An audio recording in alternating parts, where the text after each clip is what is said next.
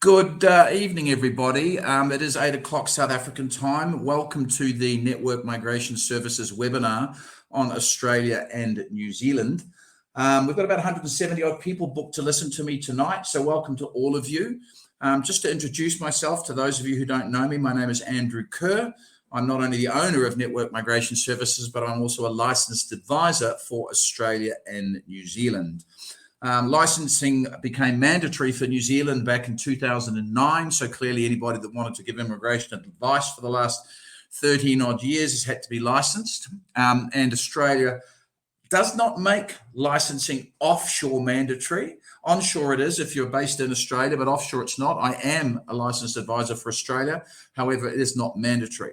But just on that particular subject, if you're going to get advice from anyone in this particular industry, please make sure they're licensed, and that protects you as the consumer. I'm registered with MARA, which is the Migration Agents Registration Association of Australia, of course, and the Immigration Advice Authority of New Zealand. So please just make sure that the advice you get initially anyway from any agent you contact, you're initially dealing with a licensed advisor. It's very, very important, only because, rules and regulations and all these things change all the time, especially recently, especially in the last 2.5 COVID-affected years. So, of course, if you do want to make sure you're getting the facts, and even we as licensed advisors are learning different things every day about the processes and, the rules and regulations. So just make sure you're getting advice from somebody who, supposedly knows what they're doing. And clearly, if we're licensed, we are supposed to know what we're doing. Welcome. Thank you very much to Ruan. Lowe for setting up our webinars as normal. Ruan's online tonight. He did put in my email address. It's at the top of the chat room there, andrew@networkmigration.com. Welcome to you, Liz from Belito team. Liz is head of our HR, plus Liz is actually a jack of all trades at the moment. She's not only file managing, working directly with HR and the New Zealand team and Rose here in South Africa on, of course, that all-important process of finding a job in New Zealand. So thank you for joining us as always, Liz. If there's any questions on the job process, I'm assuming Liz could answer those for you. But if it's on migration advice, I will be glancing at the screen every now and then. I've got 2 screens in front of me, so forgive me for shifting my head from side to side. But if you've got any questions here on the immigration process, and we're now up to 180 odd people, please put them into the chat room, and I'll have a look in the chat room every now and then, and I will answer those questions. If it's too complicated to answer this evening, please just drop me an email. My email is at the top there, andrew@networkmigration.com. I will commonly respond to my emails within 24 hours of receiving them. So if you've got any specific questions on the migration process, please drop me an email. Or if you want to be assessed, as Ruan already typed in there tonight, please just email me your CVs.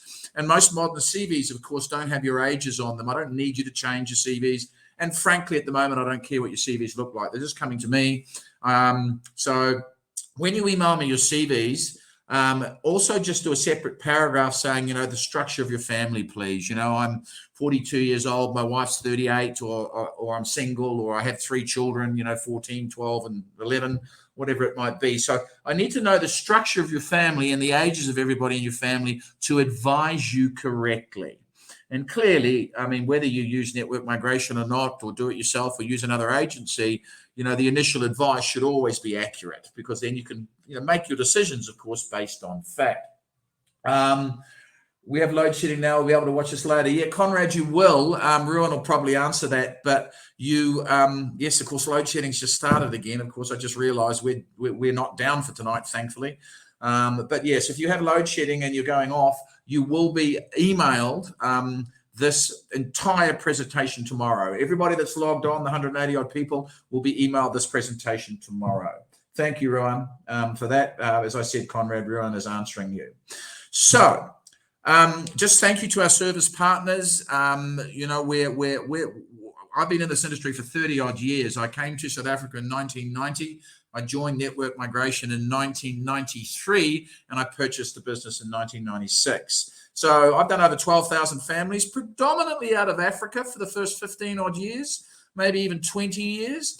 But with technology the way it is today, we have clients all over the world, as far away as, clearly in places like the Ukraine and the UK and Wales and Ireland and China and, UAE and Dubai, etc., etc. We've literally got clients all over the world. Sri Lanka. It really doesn't matter where you are with technology today. Clearly, we can assist you, or any organisation that has the capacity to assist you should. We are blessed to have 4 operations at the moment. We have an office in Joburg, one in Durban, a small satellite office in Zimbabwe, and we also have an office in New Zealand that is manned by South Africans.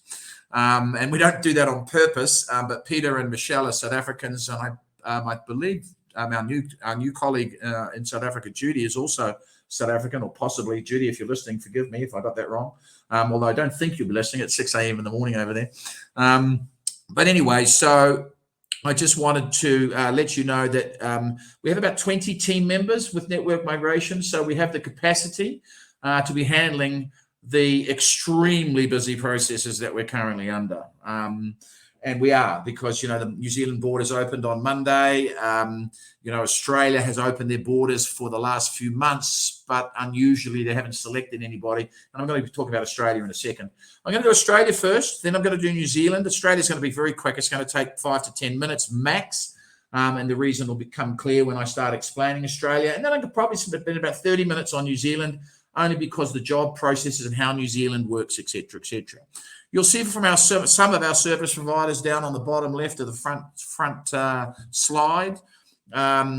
Clearly from this continent. In New Zealand, we're really proud to be involved with Apex Advice. They advise our clients on financial things, from wills right through to mortgages. Clearly Pam Golding. Those of you on the African continent, and frankly most of the world, would know who Pam Golding is. Peter Maroney and his team at Pam Golding are helping you with selling homes. Global Wealth Group is an investment arm of a global wealth company, of course, for investing overseas. FX Paymaster and Evan Brown and the team, they will help you shift your funds at incredibly competitive rates. So if you're shifting monies offshore, please try and find out the quotes from companies like us first, or FX Paymasters, because I can promise you they're going to be way less expensive than the banks. Selling cars, of course. Moving your furry friends, animal travel, the flight centres for, of course, for your need to hop on a planes and book tickets, and of course the banks, the Bank of New Zealand, the Bank of Commonwealth Bank of Australia. Thanks to Chris and his team for always being around with Pearson's. Pearson's are one of the English language or the English language testing centres that are all over the world. And as you can see on the right there, I'm also a member of the New Zealand Association for Migration and Investment, and ZAMI, and the Migration Institute of Australia. And it just helps us.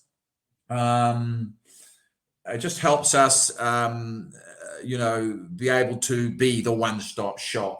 Tawanda, with all due respect, Tawanda, you're not even asking a question there. You're saying diesel mechanic with an open cast construction equipment experience. I'm assuming you're asking, is there work for you? Well, absolutely. There's heaps of work for diesel mechanics in both countries. Please just email me your CV, Tawanda, at andrew@networkmigration.com, specifying what I talked about in the past. Right, so let's get on to Australia. This is going to take about 45 minutes from now. We're going to knock it over pretty quickly. I'm pretty direct.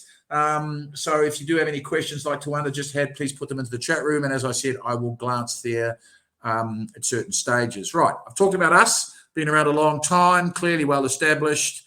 I'm going to do Australia visa now, New Zealand shortly, our relocation, I'm going to touch on that, and our partners, and of course, questions and answers you can ask me as the evening goes through. I've talked about us, you know who we are. And in fact, if you wanted to do just look on Facebook, do some Googling or whatever. I'm really proud of our reputation. We try and please all the people all the time. Sometimes that's not possible, especially when, of course, you're dealing with the general public. Thank you, Liz. Thank you, Liz. Well, there we are, Tawanda. So we're clearly, you're not even a client of ours yet. And we've already forwarded your CV to relevant recruiters. Thank you, Liz, for that. So the processes for, let's talk about, well, that's me a couple of years ago.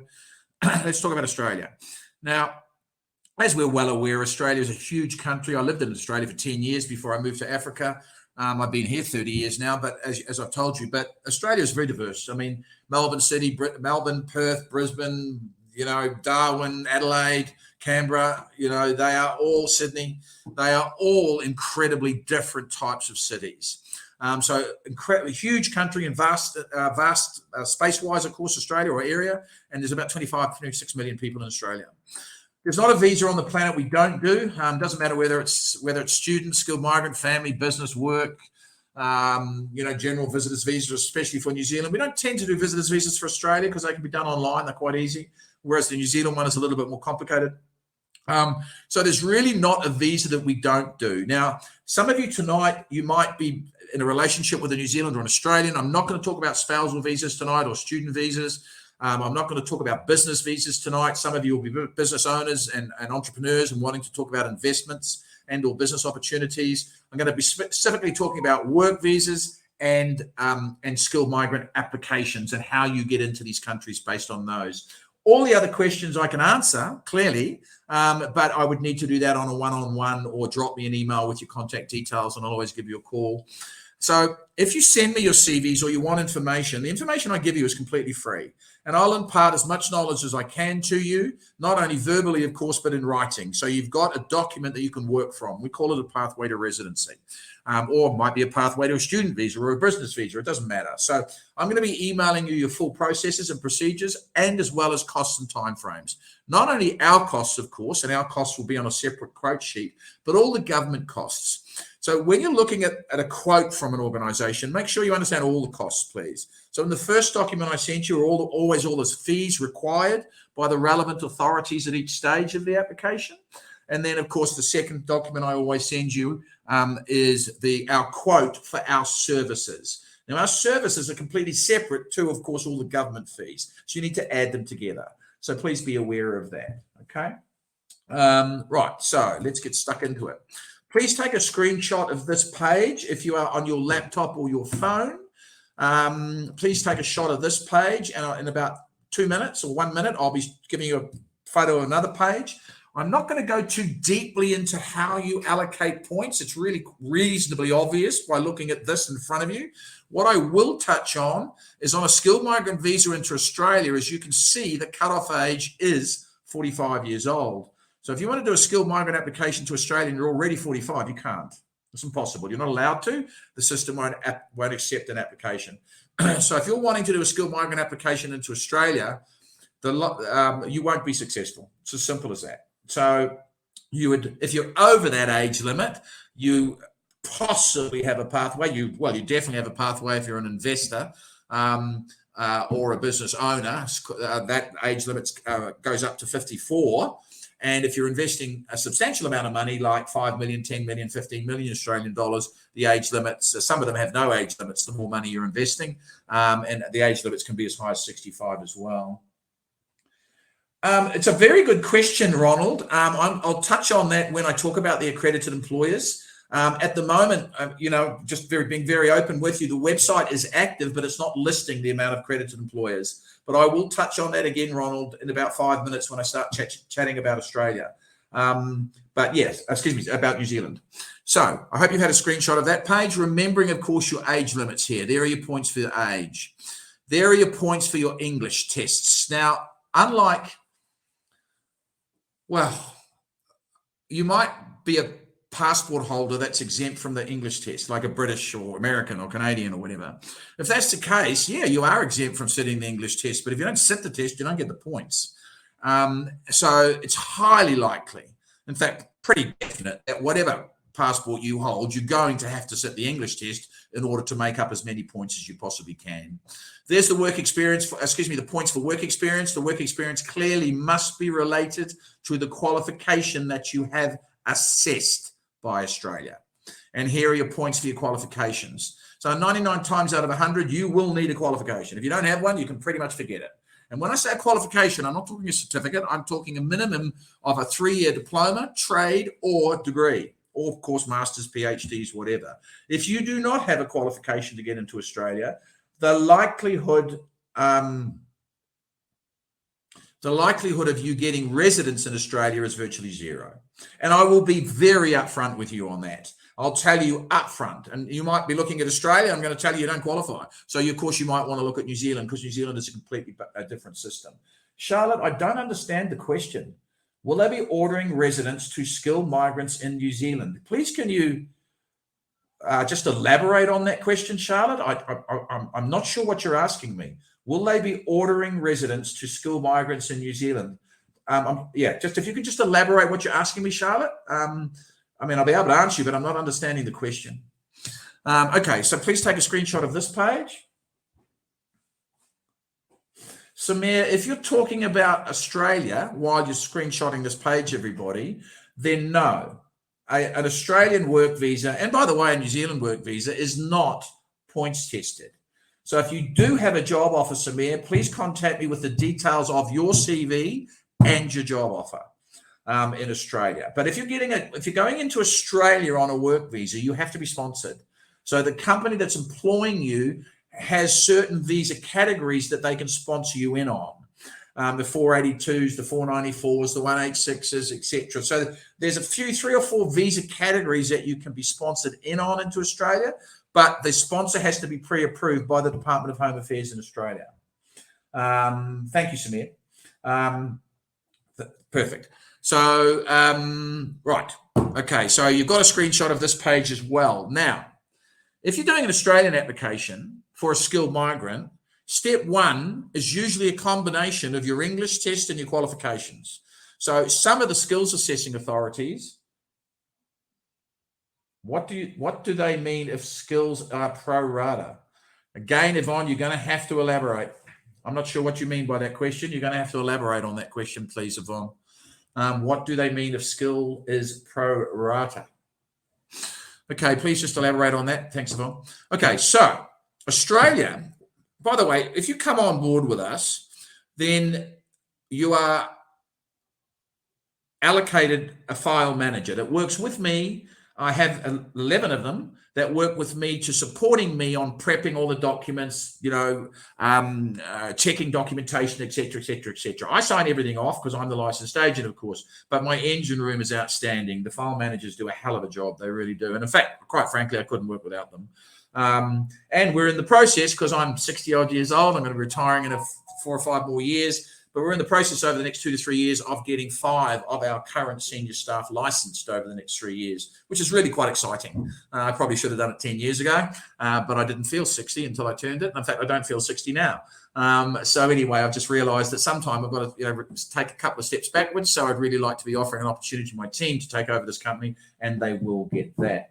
Charlotte, sorry, Andrew, is New Zealand going to open a visa for residents for the skilled migrants that are already, Yeah, well, yes. And Charlotte, there are actually 3 residency pathways into New Zealand, and I will talk about that. If you're talking about skilled migrant category, i.e. the points test, then yes, they have told us they're opening that in September. They just haven't confirmed specifically the date yet. Okay? So I hope that answers your question, Charlotte.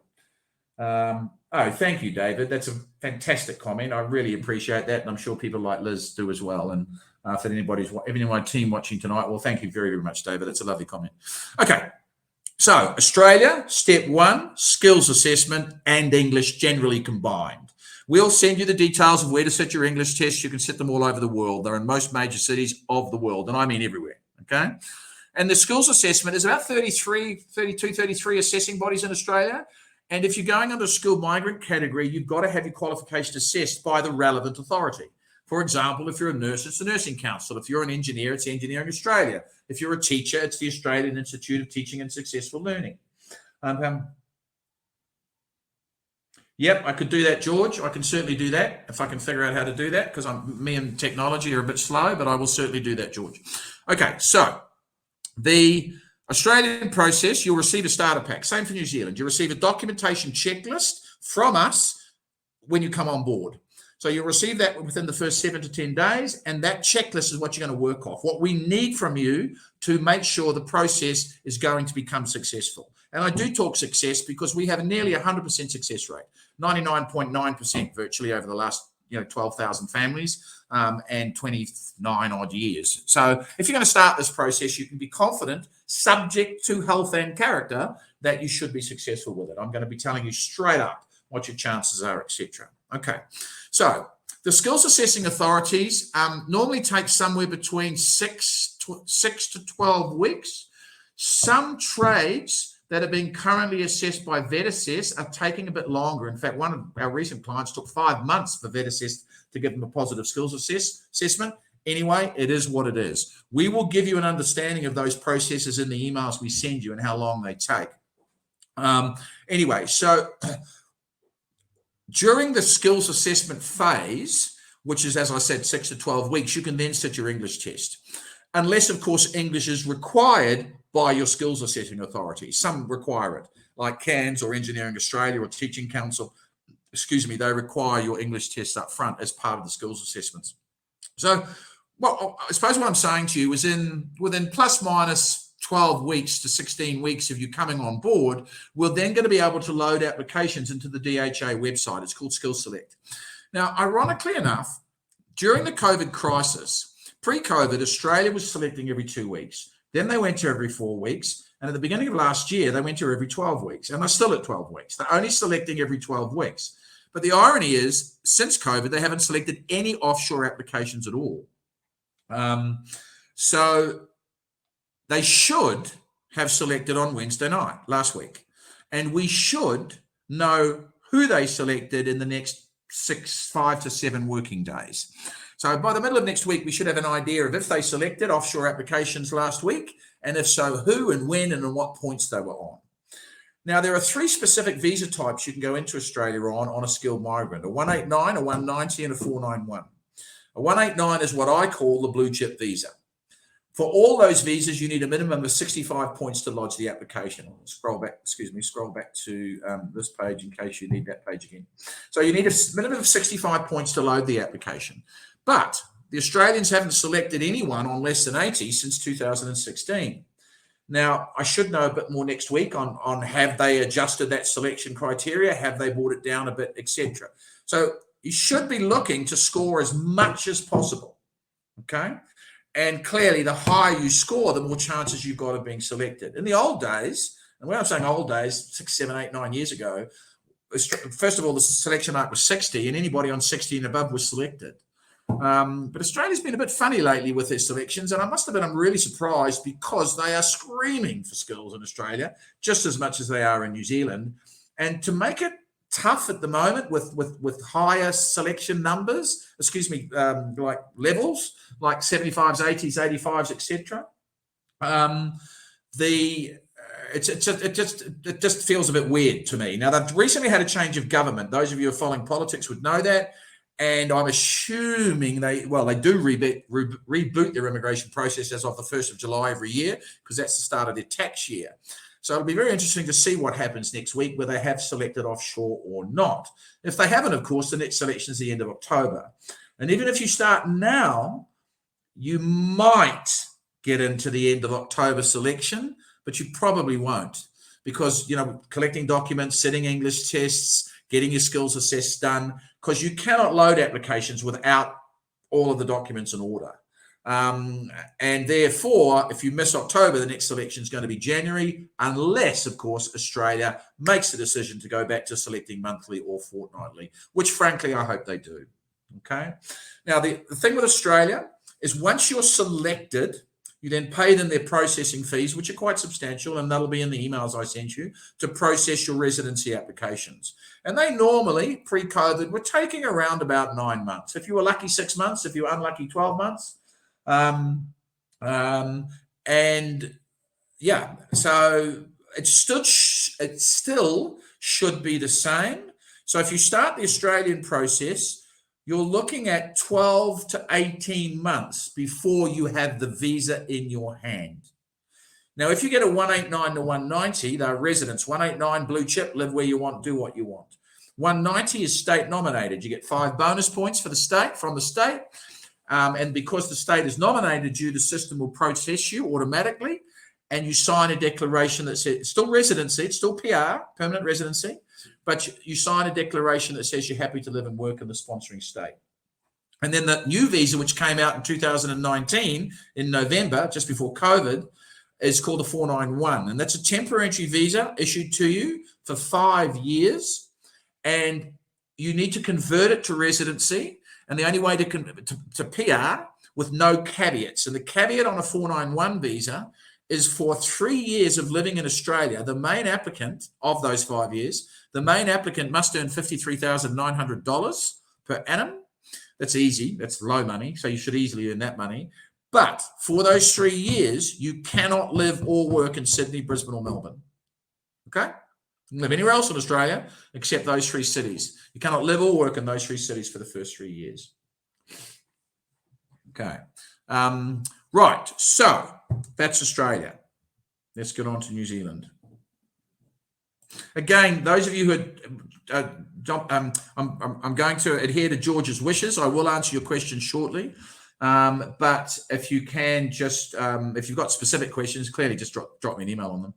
Right, New Zealand, land of long white cloud, Aotearoa. Normally right now, I'd be inviting Peter Lemmer, our New Zealand office manager, to join the talk. But right now, Peter is probably he is on a plane somewhere probably over the Indian Ocean. Because he is flying back to New Zealand. Peter has been here in South Africa for the last 2 weeks, seeing his father and family. His father just turned 95, so Peter came over for his birthday. So all the very, very best to the Lemmers and Peter and his family, and especially his dad. But normally Peter would talk about the job search process and how it works, etc. So I'm going to do that tonight. And he'll be back in New Zealand sometime in the next 24 hours. It's quite a long flight back to New Zealand, and those of you who have done it know what I'm talking about. Right, so let's just jump into New Zealand again. Really, really different process in Australia. Very, very, very different. And in fact, if you're successful with a New Zealand application and you're in demand in New Zealand, you could actually be there by Christmas this year. So that's how fast it could be for New Zealand. Again, we do every type of visa under the sun, but tonight I'm going to be talking specifically about skilled migrant and the new accredited employers work visa that was launched on the 4th of July. So before I do, I just want you to listen to something.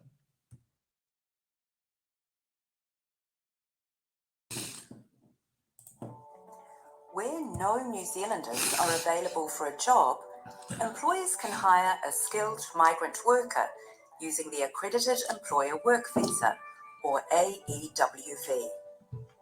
Before inviting a migrant to apply for an AEWV, employers must become accredited with Immigration New Zealand and complete a job check for the role they want to fill. This means migrant workers can have more confidence about the role they're coming to New Zealand for. To gain accreditation, an employer must be a genuine business in a good financial position and have no recent history of breaching employment or immigration law or business standards. The job check confirms that the job pays the market rate, and the terms and conditions of the contract comply with New Zealand's employment standards. Before applying for a job check, employers need to advertise most roles to prove there are no New Zealand citizens or residents available for the job. After an employer's job check has been approved, you will be sent an email containing a link and a job check token. This means you can access the online portal and apply for your visa. The application process is all done online, where you will fill in your details and upload supporting documentation. Immigration New Zealand will check if you meet the requirements for the AEWV and that you have the skills and experience the employer is seeking.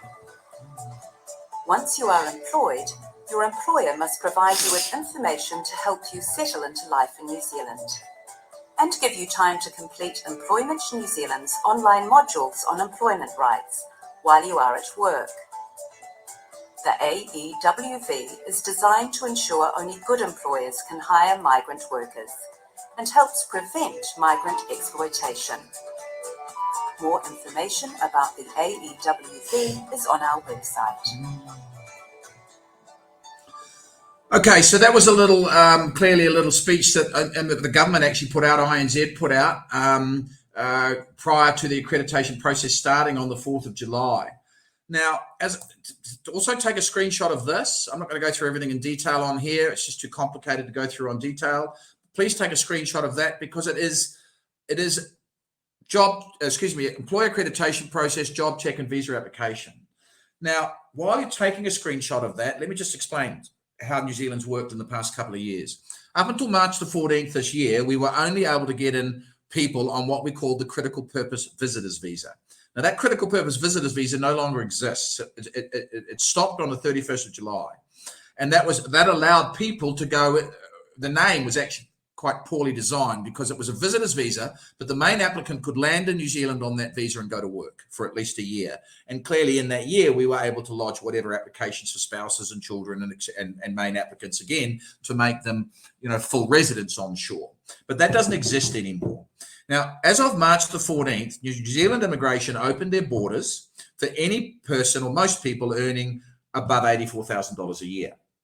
And what happened was, frankly, it made us all speechless, because I've been in this industry for nearly 30 years, as I've already mentioned to you. The amount of jobs that on a monthly basis that clients were getting prior to traveling, in other words, they didn't have to travel, they were getting jobs in their home country. We probably worked on maybe 3 to 5 a month, if that. By the end of March, we'd worked on 76 in literally 2 weeks or 3 weeks. By the end of the following month, it was something up to 90. So end of June, and through July, it was another 20. Literally, we are getting 3 or 4 people getting jobs a day. Now, one thing that I'm extremely proud about within our organization is our job search training process. It's something that we started 6 years ago. Everybody that's going to New Zealand, underskilled migrant, needs a job offer to commence the actual visa process. So the job offer is the biggest piece of this entire jigsaw puzzle. So what we decided to do as an organization was spend a lot of time and resources into the job training processes.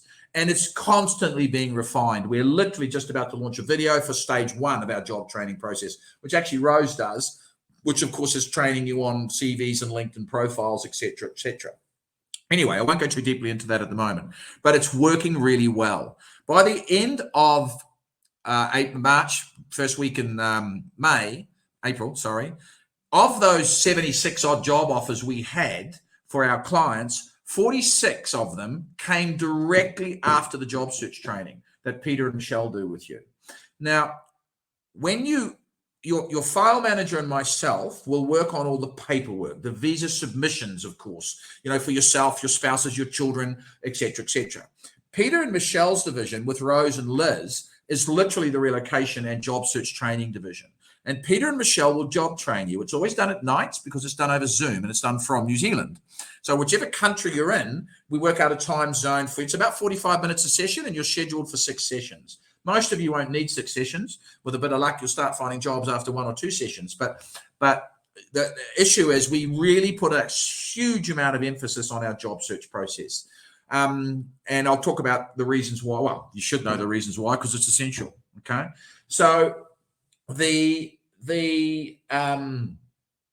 going to come to all the questions soon, guys.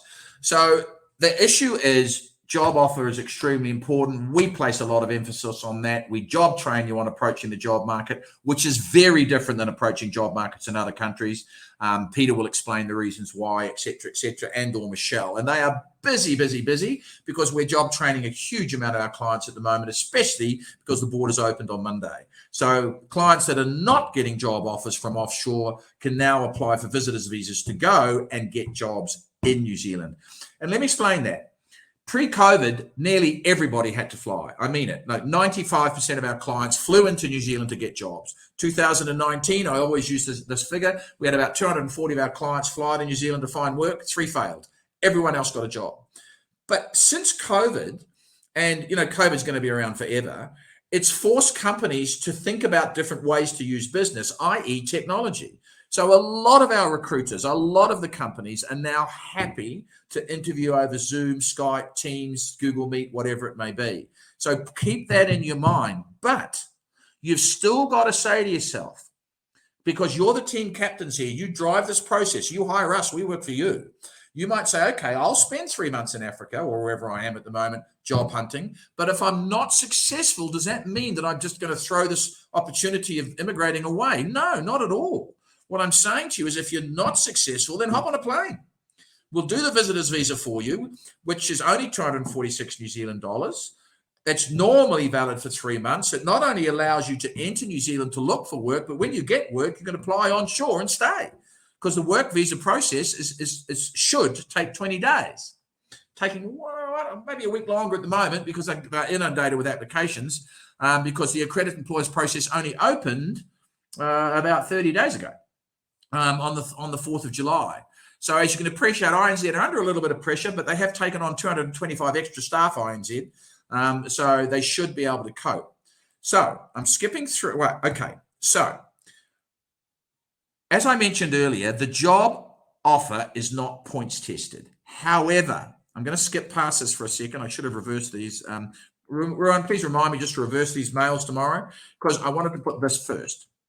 Your offer is based on your occupation, and your offer then is based on an ANSCO, which stands for the Australia and New Zealand Standard Classification of your occupation.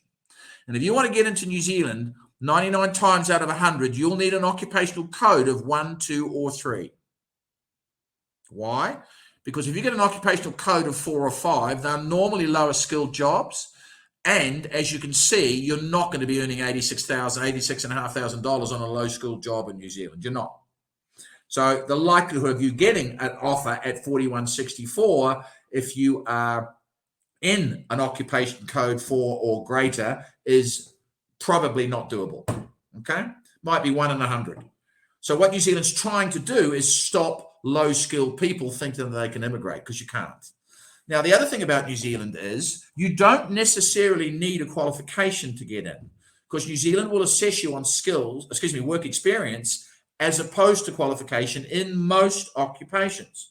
And again, I'll talk about that in a second when I come back to the points test. So you need to be earning a minimum under the accredited employer's work visa. You now have 3 pathways to residency. Okay. But you must be earning a minimum of 2776 to at least use one of the pathways, or potentially 2 of the pathways. So you've got to be earning 57,740.80, which rounded up to $58,000. Frankly, that's quite low. You should be earning a lot more than that, or more than that. So 2776, however, is the minimum basic salary that that immigration will accept in order to process your accredited employer's work visa. So keep that in mind. Okay. Now, coming back to the green list here. As of September, the green list comes into play. Now, you've got green list tier 1 and green list tier 2. The green list, if you are on this list and you have the relevant qualification to be on this list, in other words, green list tier 1, if you're going to go this route, you have to have the relevant qualification. Okay? Then your pathway to residency is fast-tracked. Now, don't ask me how fast that's going to be, because at the moment we don't know. It is September in 27 days, 28 days, and we still don't know. But unfortunately, Immigration New Zealand, and I'm not necessarily blaming them, but, filtering down from government to immigration to whatever, the last 2.5 years, frankly, has been awful.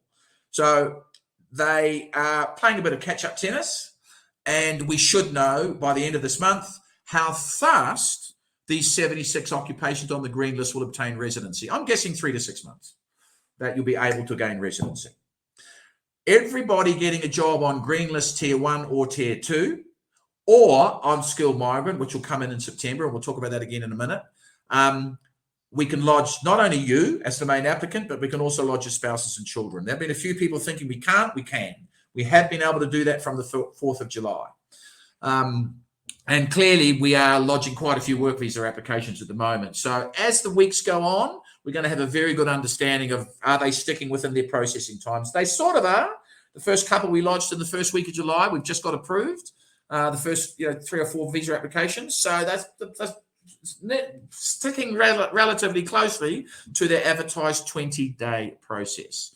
Now, if you're green list tier 2, okay, you will be gaining your pathway to residency is either the points test, which is going to be reintroduced in September, skilled migrant category as well, or you wait 2 years on this green list tier 2 before we lodge a residency application. And then we lodge residency after 2 years, and clearly it's processed and you made a resident. Okay. There was a big argument, for example, why nurses are on tier 2 and doctors are on tier 1. Seems a little bit unfair and a little bit sexist. In fact, the minister was called sexist in Parliament. He's resigned. He didn't resign because he was called a sexist, but Michael Wood is now the Minister of Immigration in New Zealand, at least until probably September next year. And I won't get into political discussion, but Labor is not doing very well in the polls at the moment, and the general consensus of opinion is that they won't be in power next year, which hopefully means they'll reboot their immigration systems to back when National was doing it, because they were a little bit easier to deal with. I'm not putting Labor down. I'm not political, but I am in a situation where clearly I understand what's going on in the governments, especially on the migration side, and Labor have been difficult to deal with. Let's put it that way. Okay. So Green List Tier 1, you should get your residency within 3 to 6 months. We're going to know that in the next 3 weeks. Green List Tier 2, 2 years. Okay. Now, if you are on the green list, for example, and you don't have the qualifications, or you're on the tier 2, and again, you don't have the qualifications, we can still get you in if you're on tier 2 without qualifications, well, unless, of course, the job offer requires you to have a qualification. And the third category that we can get you in on is skilled migrant. Now, this was and is the current skilled migrant indicator. So take a screenshot of this page and the next page, but I'll do this page first. Excuse me, going so fast. You need to, if they adjust these points, we've heard rumors they might put them up to perhaps 180. We have heard rumors of that, but again, they're rumors. So we won't work on rumors at the moment. Currently, it's 160. Okay. So what happens with all the accredited employers' work visas is you are granted 3 years. So the main applicant's clearly linked with the employer. The spouse gets an open-ended work visa. He or she can do whatever she wants. The children between 5 and 18, 19 years old that are going to school will get student visas. Children under 5 will get visitors visas linked to the main applicant. Children over 18 that have already matriculed will also get visitors visas linked to the main applicant. In other words, they can still go. But on a visitors visa, clearly you're not allowed to work, or you're not allowed to study, and you're not allowed to study unless you pay international student rates. I hope that rule changes. It's a stupid rule, and I really hope that changes, because I meant what I said. It's a ridiculous rule. It makes no sense. If it's going to change, I hope it changes by December. If it doesn't change, it'll certainly change next year when National get in. So there's the second page. Now, you'll notice here there's a big age difference between Australia and New Zealand. Okay, the Australian and New Zealand cutoff age is 56 years old. We do a tremendous amount of clients between 45 and 55 years old that are leaving for whatever reasons, etc., from their home countries and going into New Zealand. You can see here you also get points for qualifications. Now, I've already said to you, you don't necessarily need the qualification. Some occupations, probably about 4 or 5 of them, require you to have the qualification, but some don't. Most don't. So you might be a motor mechanic, for example, and you're 42 years old, but you've been a motor mechanic for the last 22 years, and you just never bothered to do a trade test. Okay? That means that New Zealand will deem you skilled because a motor mechanic is an ANSCO skill level 3.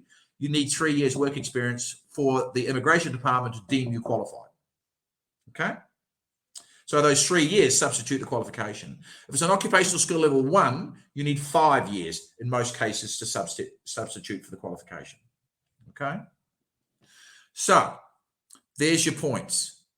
Screenshot them. I will outline your point. When I send you the New Zealand processes, you will have your 3 pathways in one email.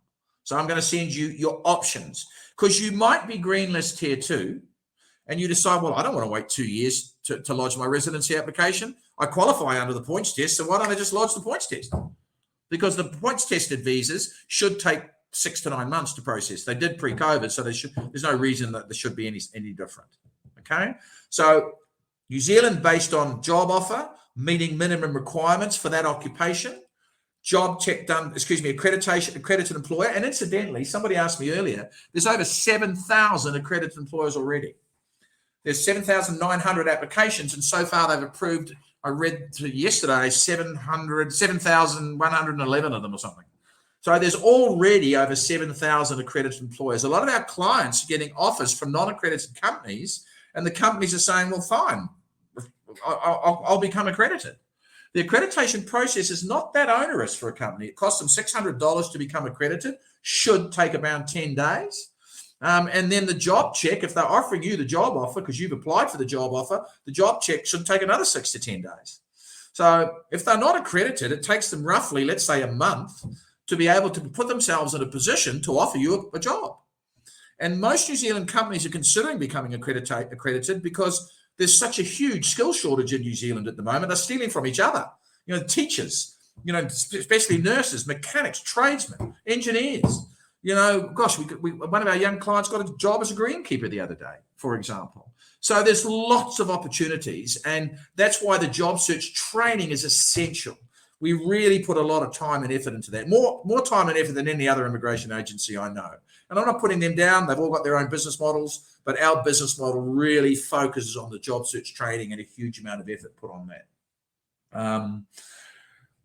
Bernadette, I'm going to come to your questions in a minute, which will actually be 1 minute or two because I'm nearly finished here. So email me. I'm going to get into the questions now, and those questions will help some answers. So if you are what we deem skilled, and you're an occupational level 1, 2, or 3, and you've worked even without a qualification, if you've worked in those occupations for between 3 to 5 years, can we get you in? Yeah, probably.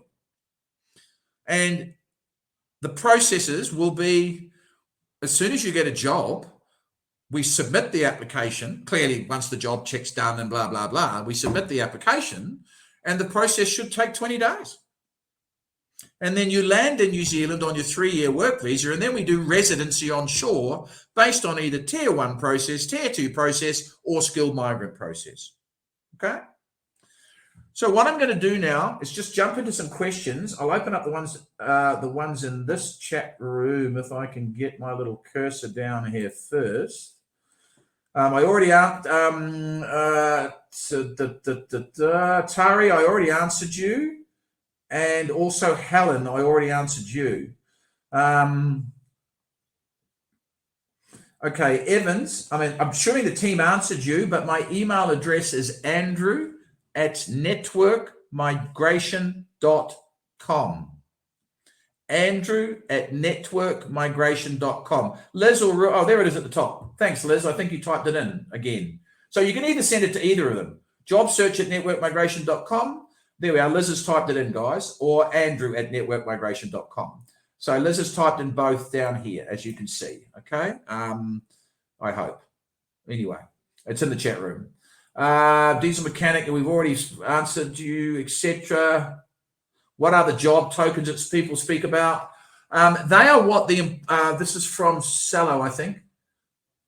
They are the approval, basically, that the employer receives. They get what we call a job token, which has a reference number to it. And when the employer receives the job token, you then lodge your application to that job token. Okay, so the job token is linked to you as the employee. Okay, what is the longest one can go for on a visitor's visa? Initially, mostly, I think this is you, Charlotte, 3 months. They will generally offer you 3 months. You could extend it for 3 more months, providing you have sufficient funds, and you'd need to show you have a minimum $1,000 per person per month that you're in New Zealand. But Charlotte, and usually a minimum of 3 months. Does the skills assessment I got from Australia work in New Zealand as well? No, Yvonne, it doesn't. Depending on where you got it, Yvonne, we might be able to use a Trans-Tasman agreement to get you recognised in New Zealand as well, which would be slightly cheaper than possibly getting a skills assessment done for New Zealand. But ladies and gentlemen, let's just on that subject. I don't need the skills assessments up front unless it's a requirement in the ad for the job. And I don't need your English test up front, again, unless it's a requirement for your registration. For example, some teachers might be required to sit English, et cetera, et cetera. So the beauty with the New Zealand process is cost-wise, a lot of the costs you can actually pay whilst you're in New Zealand working, because you're only doing residency while you're in New Zealand. So all the residency costs and quite often the English costs and your skills assessment costs can be done when you're working in New Zealand and earning dollars. An update on COVID vax requirements, please. That's a very good question, Nikolai. Because for Australia, you don't need to be vaxxed at the moment, but for New Zealand, you still do. But I do strongly believe that's going to stop very, very soon, because most countries aren't making you become vaxxed at the moment. So it's just Jacinda getting her decision makers around her again and forming another committee to make another decision. But anyway, that should stop soon. But at the moment, you will need to be vaxxed, Nikolai. Charlotte, Andrew, what is the process of taking an elderly dependent parent with? Good question, Charlotte. You can't. Okay, you're not allowed to take an elderly dependent parent on your application. You can potentially sponsor your parent in, once you've lived in New Zealand as a resident for 3 years. But you cannot take your elderly dependent parent with you to Australia or New Zealand on your applications at all. My wife works for local government. Is it possible to get New Zealand government? Normally, to work for the government, Daryl, in New Zealand, you need to be a resident. Normally, okay? It's like, for example, to work for the police department or the fire department, you need to be a resident of New Zealand. So it would depend on what the offer is, Daryl, and in which government department it is in, okay? Does one have to do a medical if you're going on a visitor's visa? No, you don't, Charlotte, you don't, okay? So that answers all those questions. Let's just go back into the chat room second. Hi everyone, Conrad. Let's just get down to where George reprimanded me. There we are, George, perfect. Okay, you've got it, Evans, that's fine. Thank you for engaging. Constant, yes, Constance, you can. You've got telecommunications and IT, good industries, Constance. Good industries. Currently, listen, as I've said, 75, 80% of industries in New Zealand are screaming for skills at the moment. You're welcome. Welcome, Yvonne. Yvonne, no, I don't. You've asked a question about Australia. Do you think there's a chance on 65 points to get an invitation on a 491? I actually don't. But I stand to be corrected because, frankly, they should. They should reboot their entire system back to the 65 because they want thousands of people at the moment. They really do. So it wouldn't surprise me if they did, Yvonne, but the way Australia's been working in the last 3 or 4 or 5 years, I don't think they will.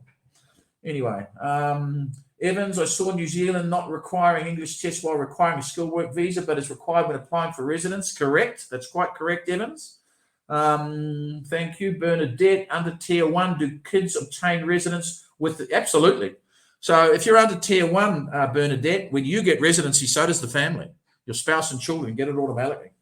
Mahendran, after obtaining residency, how long do we wait to put in PR application? 2 years, Mahendran. So Immigration New Zealand would normally notify you automatically once you become a resident. 2 years later, you apply for permanent residency, which normally takes about a month to get. Did cost $300. We don't get involved in PR too much because it's so easy to do. You fill in the form, upload it, and pay them the fee.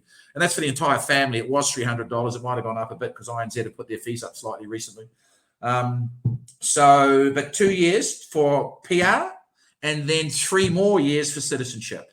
So if you want to become a citizen of New Zealand, in other words, hold a New Zealand passport, then it's a 5 years of residency. And remembering residency will take you somewhere around 3 months to 12 to 15 months anyway. Hi, George.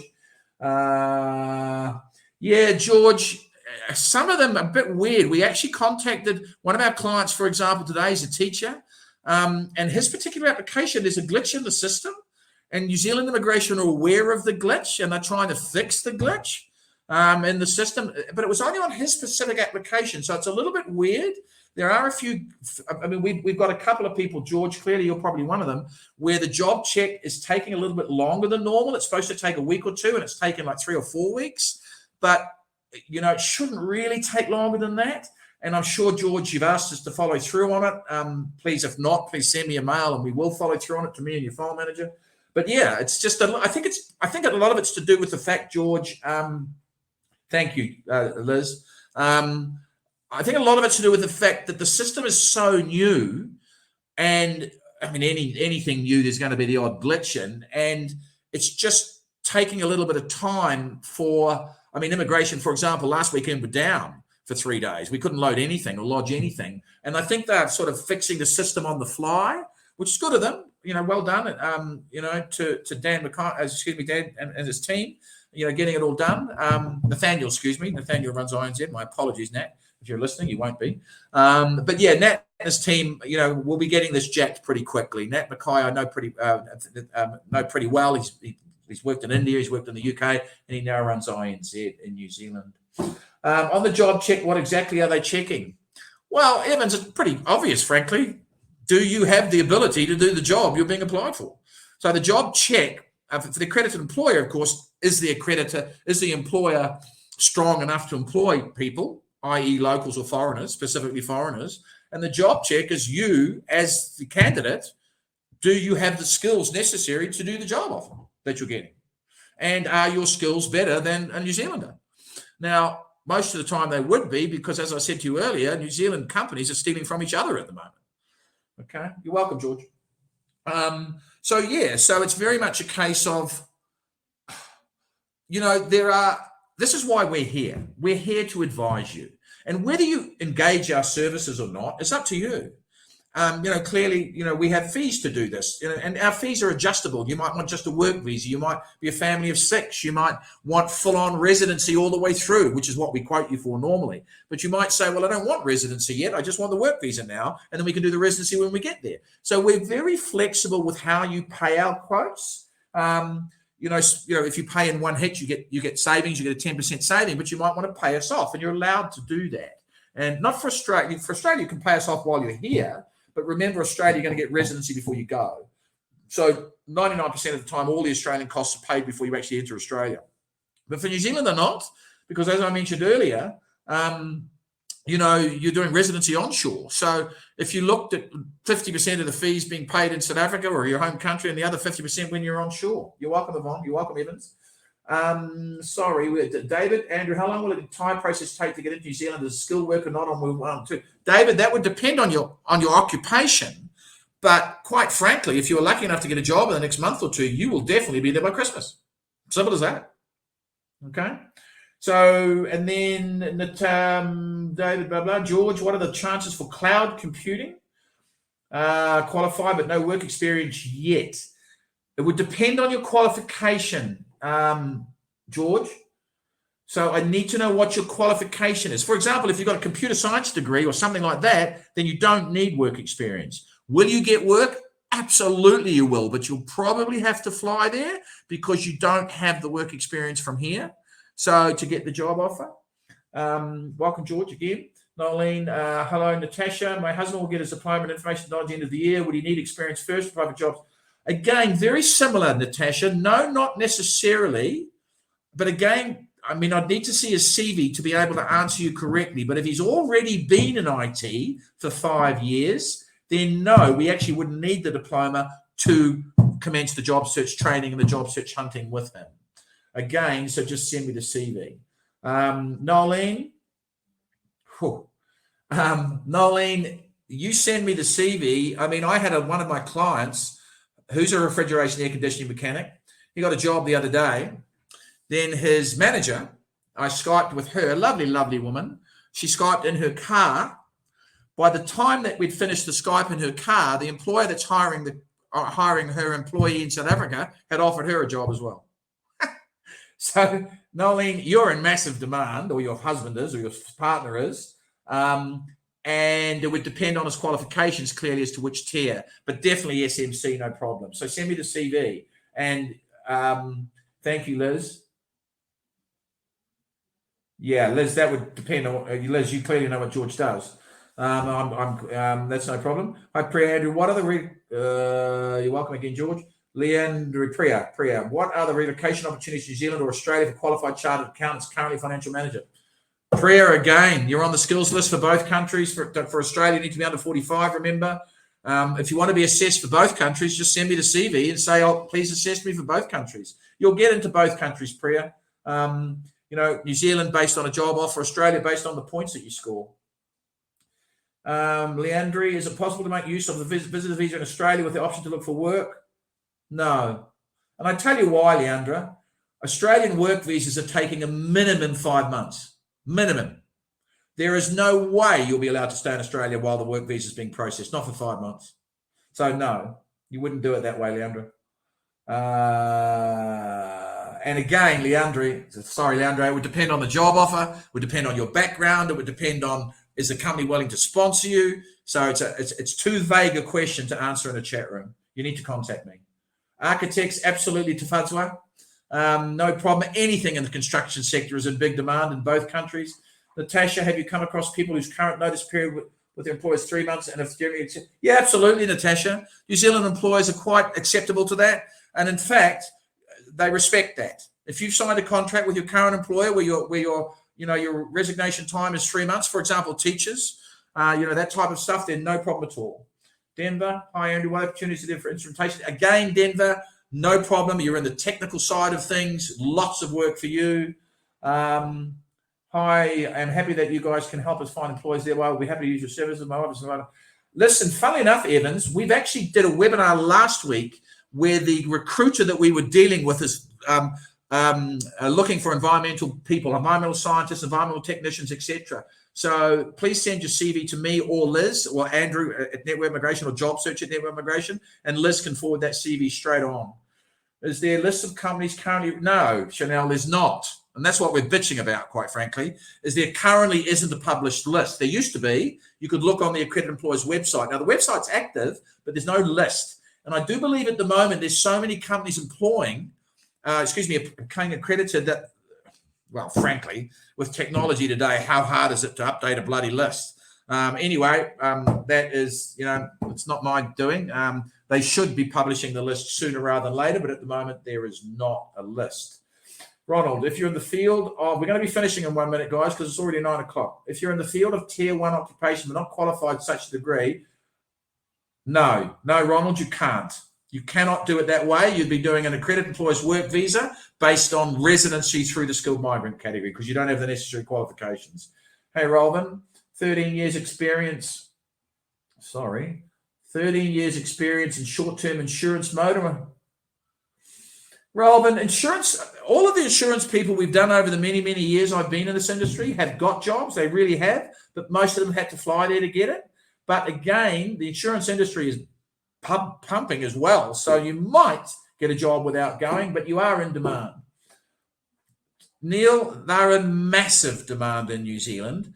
But the problem is you've got to be paid $86,000 a year to have a pathway to residency. Now, at the moment, we've got one of our truck drivers has got a job at that. But one of our other truck drivers, they actually withdrew the offer on him because it was too high on the hourly rate. So we're hoping that INZ or in the immigration department, of government, gets their act together and makes truck drivers an exempt skill because they're screaming for them at the moment, truck drivers at the moment, Neil, Brian, I'm in a CNC program. Yep, no problem, Brian.